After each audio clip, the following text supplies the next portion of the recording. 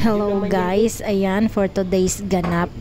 Andito kami ngayon sa simbahan ng Santo Tomas. Birthday kasi ng aking bunso. Today is December 6, 2023. Ayan, magsisindi naman kami ng kandila at magsisimba ng kaunti. Magpapasalamat sa another year na binigay sa aming bunso. To make the video short, ayan, nakarating na agad kami dito sa SM Santo Tomas. Dito na kami magsa-celebrate ng kanyang birthday. And syempre para makapamasyal na din, di ba? Ayan, pagpasok pa nga lang namin dito, Pasko na agad yung kanta, yung Christmas song. Yan, tuwang-tuwa yan, kahit nilalagnat yan. Tuwang-tuwa siya. Naipangako talaga namin na sa birthday nga ay ipapasyal namin at ikakain sa Jollibee. Yan. Wish granted. Kahit may lagnat, tingnan nyo, naka-jacket kasi nilalamig talaga siya.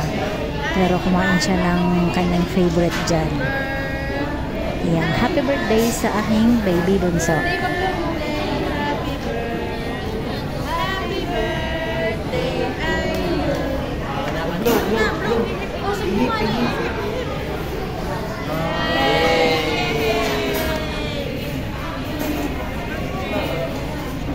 Tuwang-tuwa din naman siya at nag-blow ng candle. Ayan.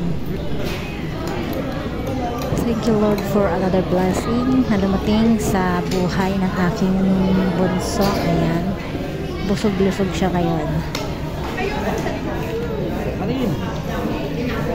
And then pagkatapos naming kumain, ayan, pupunta kami sa second floor dun sa World of Fun para mag-enjoy yung bagets. Naka-jacket at nilalamig. Ganda. Christmas is coming. Konting araw na lang. Ayan, Paskong-Pasko dito sa mall. Ganda ng mga Christmas decoration at may giant Christmas tree. Yan guys ay sa ground floor. Ganda, 'di ba?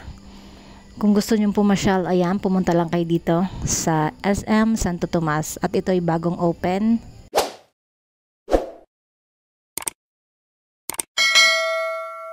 Mag-enjoy na lang kayo guys sa view. Para na din kayong nakapamasyal dito. Ayan na nga, at nakakita ng malaking TV daw. Papapicture daw siya. Hindi niya alam na video to. Pero yung kanyang papa, ayan, napicturean. And then pagkatapos dyan, ayan, transition na. Nandito na tayo sa World of Fun. Ayan, sumakay agad siya dyan. Tuwang-tuwa talaga ang bata.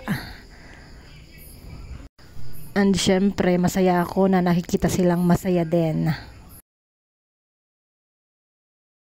Nag-aantay talaga yung aming bunso. Bumili kasi yung kanyang ama ng token at hindi yan aalis hanggang hindi na andar. Pagbigye at birthday. Sige lang, dyan ka lang muna anak. At nabili pa ng tokens. Ayan, diba? Tuwang-tuwa talaga siya dyan. At ngayon lang nakalabas. Bibihira kasi namin siyang mailabas, gawa ng kami ay may trabaho din at yung kanyang kuya at ate ay may pasok sa school. Ngayon na birthday niya ay pinaglaanan talaga namin ng oras at panahon.